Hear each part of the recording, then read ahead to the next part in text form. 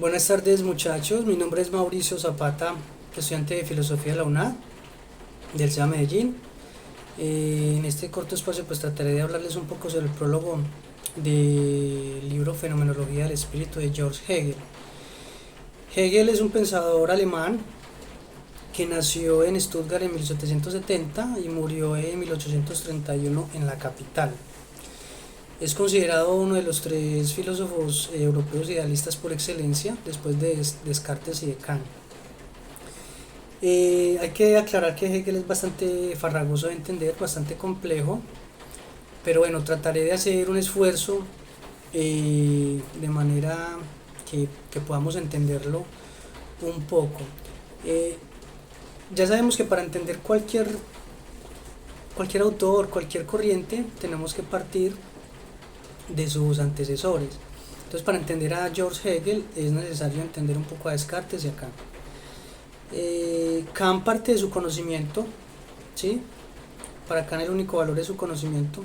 Se queda un poco anclado.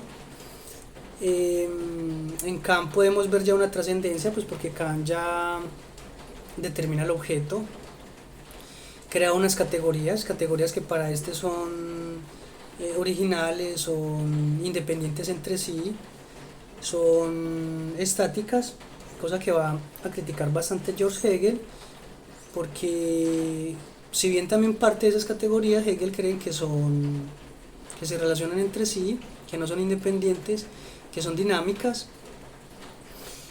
Y bueno, es como una crítica que hace George Hegel a Kant. Una de las características de la modernidad, del pensamiento moderno, es que parten de un sujeto centralizado. George Hegel, como estructura, tiene un pensamiento muy bien elaborado.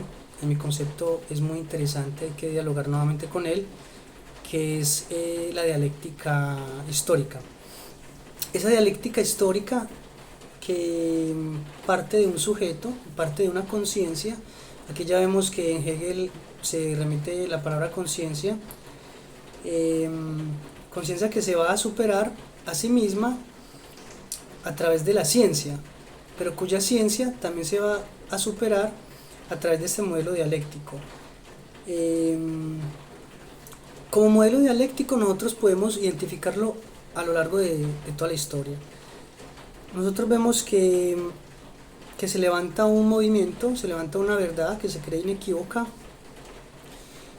hay una reacción a esa acción, que entran en choque, que entran a conversar, que entran en juego, y cuyo resultado va a ser una síntesis. Entonces, esa síntesis se ha de suponer que incluye a ambas y que hay un mejoramiento y hay un desarrollo histórico importante. Esa conciencia de la que habla Hegel se va a ver en su plenitud cuando haya pasado todo este proceso. Muy curioso en Hegel que pensó que con él se llega como a la cúspide de la razón y del pensamiento, cosa que van a cuestionar bastante los pensadores estructuralistas y postestructuralistas.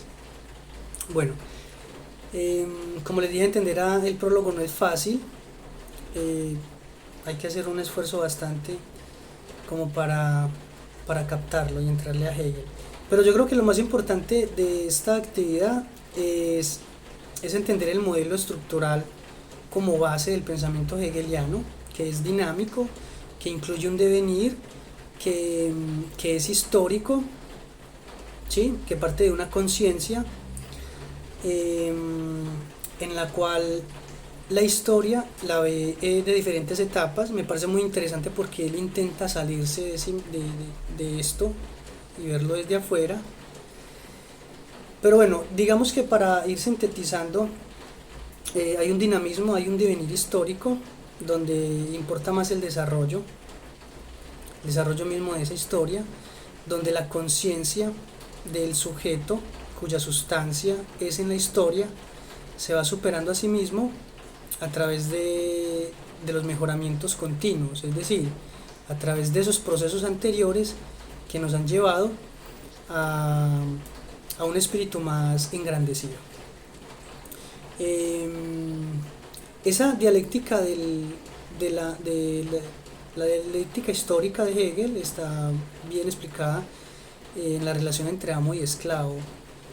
Em, Me parece muy curioso porque para Hegel el esclavo es quien hace la historia de la humanidad a través de sus manos, ¿sí? A través de su intervención, mientras que el amo se queda anclado en sí mismo, se queda pasivo. El esclavo, por su parte, es el que configura la historia de la humanidad. Un concepto pues que va a tomar posterior Marx con el tema del proletariado, y bueno, es bastante interesante también, pero es tema de otra discusión.